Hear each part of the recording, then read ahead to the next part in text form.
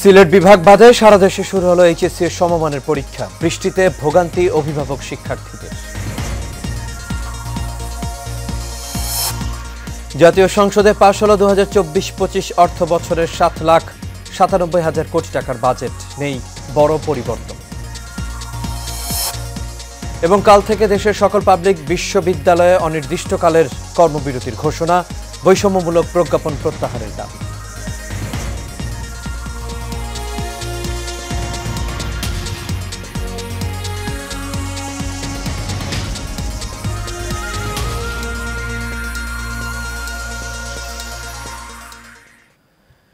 সবাইকে স্বাগত এশিয়ান নিউজে। দর্শক, পুরো সংবাদ জুড়ে আপনাদের সঙ্গে আছি আমি আনোয়ার রাজ। এতক্ষণ শুনছিলেন বিআরবি কেবল ইন্ডাস্ট্রিজ লিমিটেড সংবাদ শিরোনাম। এবার চলে যাচ্ছি পুরো খবরে।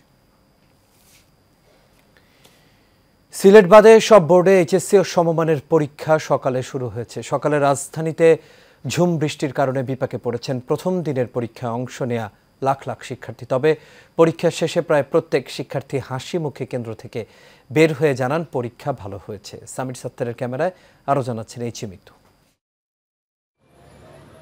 সাত সকালে প্রবল বৃষ্টি মাথায় করে পরীক্ষা কেন্দ্রে ছুটতে হলো এইচএসসি পরীক্ষার্থীদেরকে। বৃষ্টির কারণে রাজধানীর পথে পথে যানবাহন সংকট। যানজটের কারণে সন্তানদের কেন্দ্রে নেওয়ার পথে ভোগান্তি পোহান অভিভাবকেরাও। শিক্ষা মন্ত্রণালয় থেকে পরীক্ষা শুরুর কমপক্ষে 30 মিনিট আগে হলে প্রবেশ করতে বলা হলেও বৃষ্টির কারণে তা সম্ভব হয়নি। সন্তানরা যখন পরীক্ষা কেন্দ্রে ব্যস্ত প্রশ্নের উত্তর লিখতে, তখনও বাহিরে উৎকণ্ঠা নিয়ে অপেক্ষায় অভিভাবকরা। 8টার সময় বেরোয়েছি, কোনো রিক্সা সিএনজি কিচ্ছু পাইনি। তো লোকাল ওই অটোগুলো চলে, বিশ্ব রোডে আসছি, বিশ্ব রোডে আসার পরে রাস্তার এপারে আসছি, কোনো গাড়িতে উঠতে পারি না, কোনো সিএনজি নেই, কোনো রিক্সাও নেই। আমি নিয়ে বার হয়েছি বাসার থেকে 7:30 বাজে, রাস্তায় পুরো জাম, কোনো আগাইতেই পারি না সামনে। মনে করেন 60 টাকা ভাড়া 120 টাকা দিয়েছি, দিয়ে আসছি। সকল বাবা মায়ের সকল সন্তানরা সুন্দরভাবে পরীক্ষা দিক। পরীক্ষা শেষে প্রায় প্রতিটি শিক্ষার্থী জানালেন প্রশ্নপত্র সহজ হওয়ায় পরীক্ষা ভালো হয়েছে। খুবই ভালো হয়েছে। প্রশ্ন অনেক ইজি ছিল, আমাদের এক্সাম দিতেও তেমন কোনো সমস্যা হয়নি, প্রশ্ন অনেক ইজি ছিল। বৃষ্টির কারণে আর জ্যামের কারণে অনেক আমাদের আসলে অনেক খারাপ অবস্থা হয়ে গেছে, পুরো শরীর ভিজে আমরা এক্সাম দিছি। পরীক্ষার প্রশ্ন ভালো ছিল, সহজ ছিল, লিখতে পারছি, ইনশাআল্লাহ A+ পাবো। প্রশ্ন মোটামুটি সহজ ছিল, বাট আরেকটু সময় পাইলে আর কি একটু ভালো হতো, আরো ভালোভাবে লিখতে পারতাম। প্রশ্ন এভারেজ ছিল এবং পরীক্ষা আলহামদুলিল্লাহ ভালো হয়েছে। সিলেট বাদে দেশের 10টি শিক্ষা বোর্ডের 13,68,373 শিক্ষার্থী এবছর পরীক্ষায় বসেছে। এবারের পরীক্ষার্থীদের মধ্যে 7,50,281 জন ছাত্র এবং 7,509 জন ছাত্রী। এইচএ মিতু, এশিয়ান টেলিভিশন, ঢাকা। বড় কোনো পরিবর্তন ছাড়া জাতীয় সংসদে সর্বসম্মতিক্রমে পাশ হয়েছে 2024-25 অর্থ বছরের বাজেট, যা আগামীকাল থেকে কার্যকর হবে। এদিন থেকে শুরু হবে নতুন অর্থ বছরও। রোববার জাতীয় সংসদে নতুন অর্থ বছরের জন্য 7,97,000 কোটি টাকার প্রস্তাবিত বাজেট সর্বসম্মতিক্রমে পাশ হয়। গেল 6 জুন জাতীয় সংসদে 2024-25 অর্থ বছরের বাজেট উপস্থাপন করেন অর্থমন্ত্রী আবুল হাসান মাহমুদ আলী। প্রায় 3 সপ্তাহ ধরে সংসদে আলোচনা শেষে শনিবার সংসদে অর্থ বিলের অনুমোদন দেয়া হয়, যা সর্বসম্মতিক্রমে রোববার পাশ হলো। ব্যাপক আলোচনা সমালোচনার পরও এবারের বাজেটে সুযোগ রাখা হয়েছে 15% কর দিয়ে কালো টাকা সাদা করার। পাশাপাশি করদাতাদের সর্বোচ্চ কর হার 25%ই থাকলো। বৈষম্যমূলক প্রজ্ঞাপন প্রত্যাহার ছাড়াও সুপার গ্রেডে বিশ্ববিদ্যালয় শিক্ষকদের অন্তর্ভুক্তি এবং শিক্ষকদের জন্য স্বতন্ত্র বেতন স্কেল প্রবর্তনের দাবিতে 1 জুলাই থেকে দেশের সব পাবলিক বিশ্ববিদ্যালয়ে সর্বাত্মক কর্মবিরতি পালনের ঘোষণা দিয়েছে বাংলাদেশ শিক্ষক সমিতি ফেডারেশন। দাবি আদায় না হওয়া পর্যন্ত এই কর্মসূচি চলমান থাকবে বলেও জানিয়েছেন শিক্ষক নেতারা। রোববার ঢাকা বিশ্ববিদ্যালয়ের কলা অনুষদে আয়োজিত এক সংবাদ সম্মেলনে এই ঘোষণা দেওয়া হয়। সংবাদ সম্মেলনে লিখিত বক্তব্যে শিক্ষক সমিতি ফেডারেশনের মহাসচিব অধ্যাপক ডক্টর নিজামুল হক ভুইয়া বলেন, পেনশন সংক্রান্ত বৈষম্যমূলক প্রজ্ঞাপন প্রত্যাহার, সুপার গ্রেডে বিশ্ববিদ্যালয় শিক্ষকদের অন্তর্ভুক্তি এবং শিক্ষকদের জন্য স্বতন্ত্র বেতন স্কেল প্রবর্তনের দাবিতে বাংলাদেশ বিশ্ববিদ্যালয় শিক্ষক সমিতি ফেডারেশন 3 মাসেরও বেশি সময় ধরে বিভিন্ন শান্তিপূর্ণ কর্মসূচি পালন করে আসছে।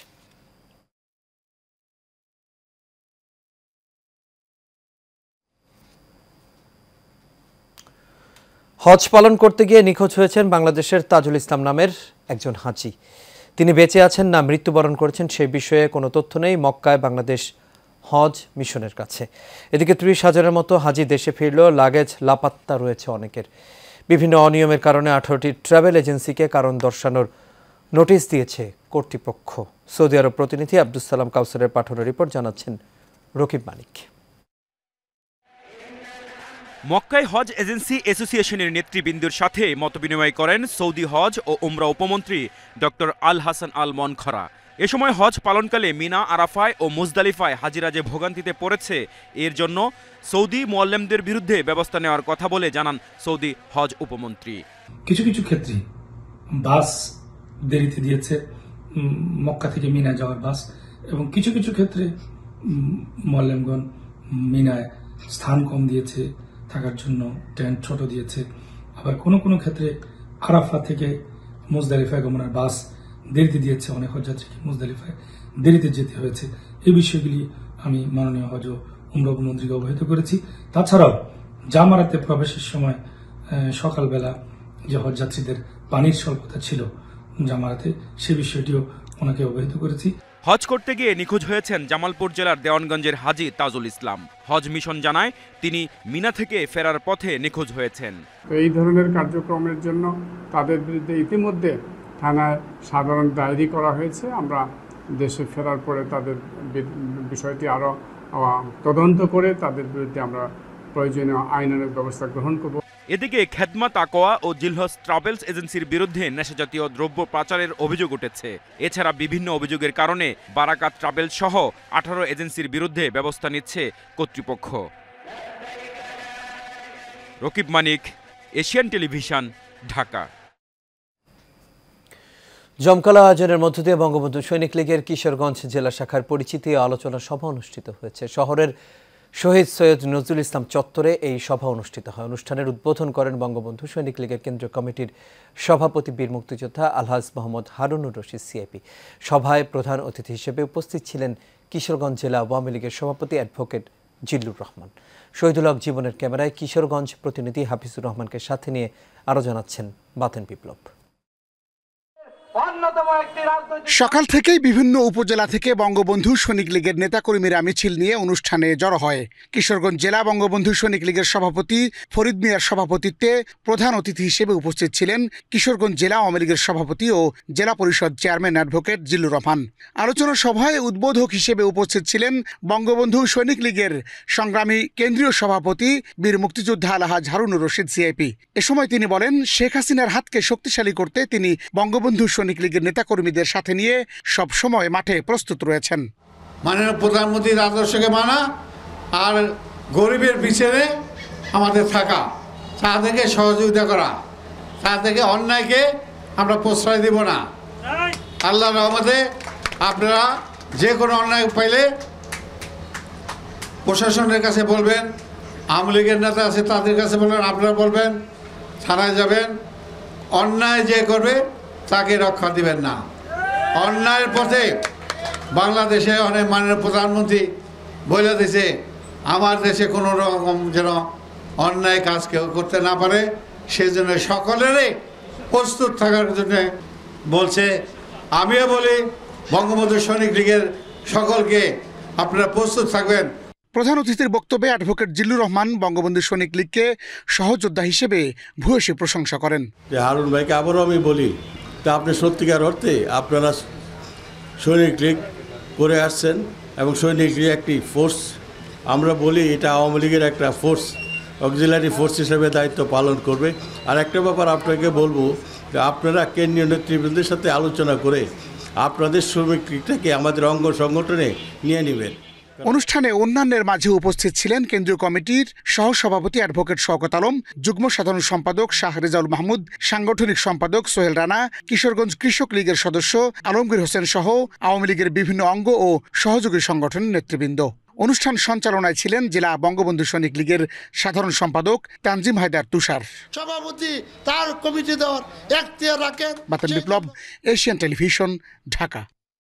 দেশের সেরা ইন্টেরিয়র ডিজাইনারদের তুলে ধরতে idea of excellence in interior design award 2024 অনুষ্ঠিত হয়েছে।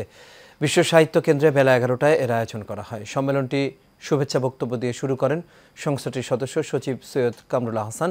এই অনুষ্ঠানে দেশের সমস্ত ইন্টেরিয়র ডিজাইনার ব্যক্তি প্রতিষ্ঠান নির্বিশেষে অংশ নিতে পারবেন বলে জানিয়েছেন সংগঠনের আহ্বায়ক শফিউল ইসলাম।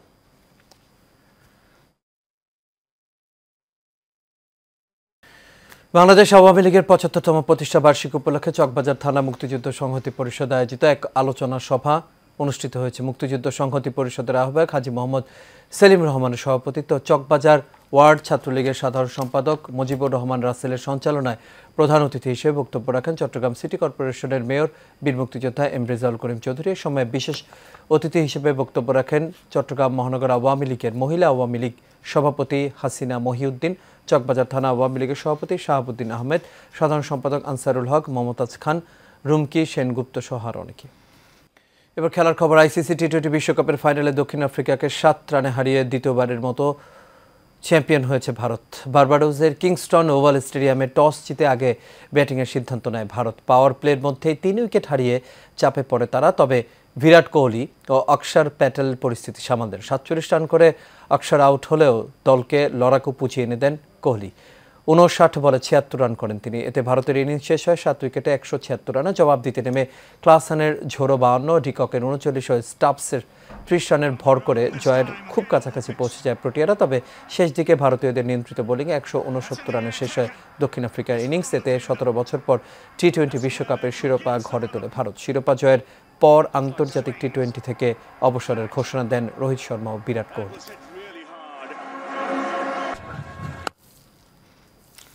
আর এরই সাথে শেষ করবে এশিয়ান নিউজ। তবে যাবার আগে বিআরবি কেবল ইন্ডাস্ট্রিজ লিমিটেড সংবাদ শিরোনামগুলো দেখে নেবে দর্শক আরও একবার।